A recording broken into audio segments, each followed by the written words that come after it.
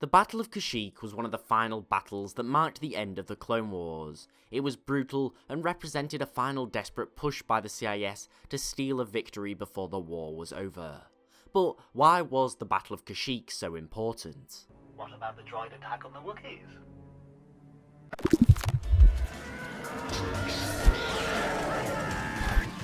No good you did. Just as a heads up, this video is going to have some Legends material in it, as there's not a huge amount of canon on the Battle of Kashyyyk.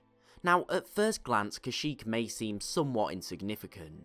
It's a mid-rim world, mostly covered by forest and lakes, and inhabited by the large, powerful Wookiees. But Kashyyyk is much more than that. We'll start with the world itself. It has a very unique position. In Legends, Kashyyyk is strategically centered in the middle of numerous hyperspace lanes, somewhat of a hub, meaning in order for ships to travel towards the eastern sector of the galaxy, they have to pass by Kashyyyk. Of course, there are other ways round. However, going by Kashyyyk is not only the quickest and most direct, but it's probably the only way you're going to get your entire armada through.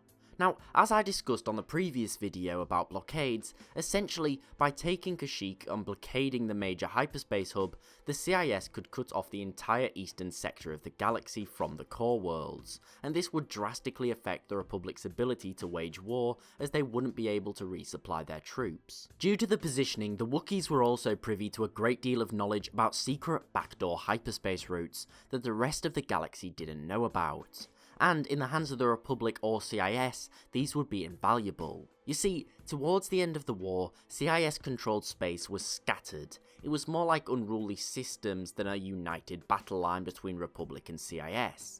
And for this reason, the small pockets of separatist space were bound to be wiped out by surrounding Republic forces. But with these secret routes and control over the hyperspace lanes, the CIS would be able to regroup its fleet, uniting its front and allowing them to launch a counterattack. Secondly, we have the world itself, and in canon, this is largely why the Republic and CIS were so interested in holding Kashyyyk, and that is its oil.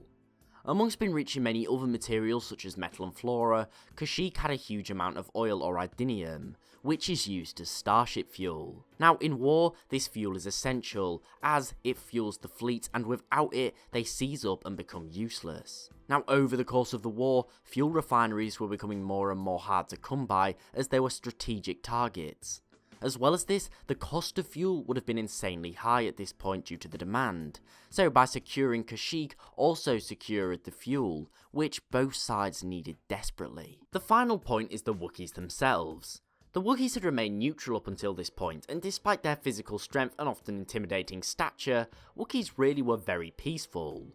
They were also very smart. They could refine fuel, build advanced ships and weapons, and it's for this combination of general strength and brains why throughout the history of the galaxy, Wookiees have often been taken as slaves. And the Republic, obviously despite Palpatine, didn't want this to happen, and didn't really care.